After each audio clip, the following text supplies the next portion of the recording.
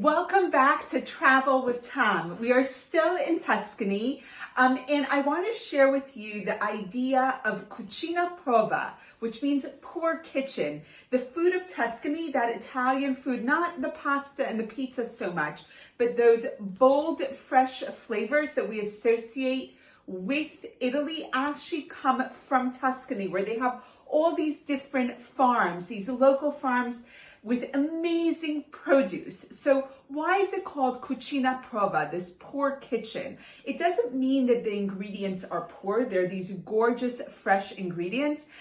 When you read accounts of Tuscany, you have these amazing accounts of farmers knocking at your door in the morning and dropping off the freshest produce. How incredible is that?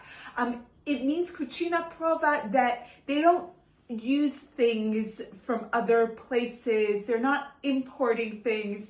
Big lesson for us right now. You'll see in my recipe, I had to substitute with whatever was available. And that's basically what Cucina Povera means. They used what was available to create these amazing recipes, relying on what was fresh and really, really close by. And years ago, I worked in a bakery in Jerusalem, a French bakery. They were creating these incredible, amazing pastries, all these amazing French Jews who had immigrated from France to Israel were bringing this very high class French pastry skills to Israel, to a kosher kitchen. But then lunchtime would come, and lunchtime was my favorite time because amongst the pastry chefs, there was one Italian chef, and she's the one who used to make lunch, and this is the dish she used to make. It was a rice salad, using whatever was in the kitchen to make this dish for us for lunch, and it was always incredible, whatever she put in it. And what I learned there, and it's something that you see prevalent in Tuscan cooking, is the combination of rice and legumes is like a marriage made in heaven. We know that from that classic mangiadera dish. Here it takes on a very Italian twist. So we're gonna make a Tuscan rice salad. What I have here is rice, which I just simply cooked in my rice cooker. So 1 cup rice, 2 cups water. This is the first dish I teach every one of my kids how to make because, you know, you just plug in the rice cooker and you are done. So what's the relationship here with Jews? Other than the fact that Jews eat rice, I mean, who doesn't? And that the legumes we're putting in, including chickpeas, that's the legume we're putting in.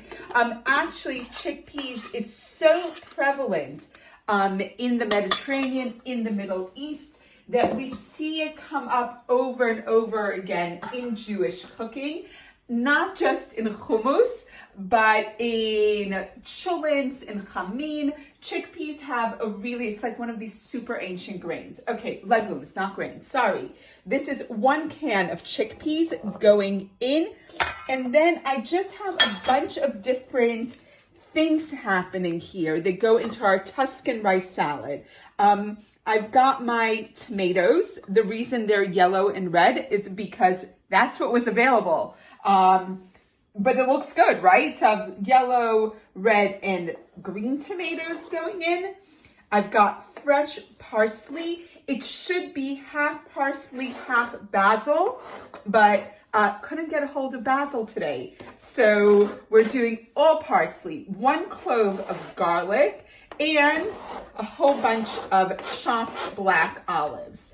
And that is my mix of vegetables.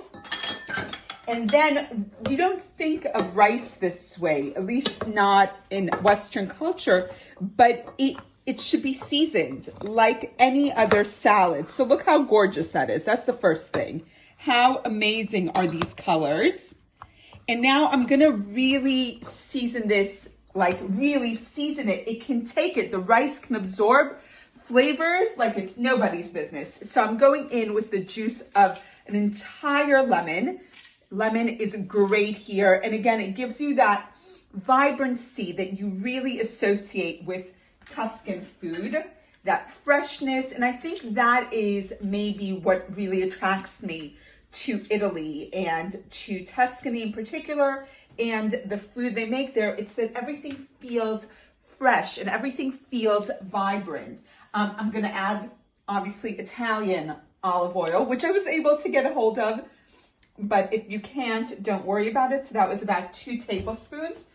I'm gonna season it really well with salt and quite a lot of freshly ground pepper. I'm gonna give it a mix, and then I'm going to add, just before serving, toasted pine nuts, filling in that entire Tuscan feel.